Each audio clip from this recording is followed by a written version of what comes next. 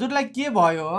यो मुठी पारेर खोल्दाखेरि औँला अड्किन्छ। हातको औँला अड्किन्छ। हजुर। कति भयो अड्केको? 6 वर्ष। 6 वर्ष भयो। एकपल्ट अड्काएर देखाउनुस् त।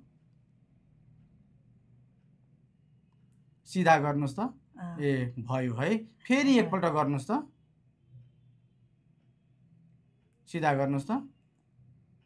गाह्रो छ है? हजुर। गिटिक आवाज आउँछ है।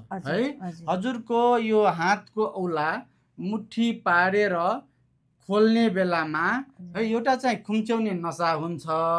त्यो खुम्च्याउने नसामा गाँठो परेर अर्को चाहिँ एउटा एवन पुली हुन्छ है, जसलाई ब्यान्ड पनि भनिन्छ। त्यो ब्यान्डमा मुठी खोल्ने बेलामा गाँठो अड्किएर हैन हजुरलाई चाहिँ यो समस्या भएको हो।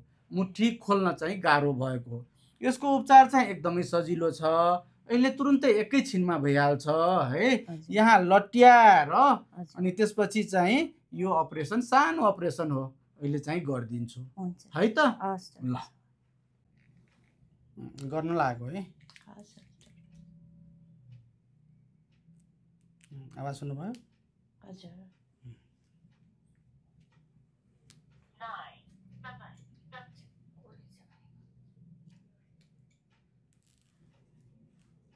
भइसक्यो है।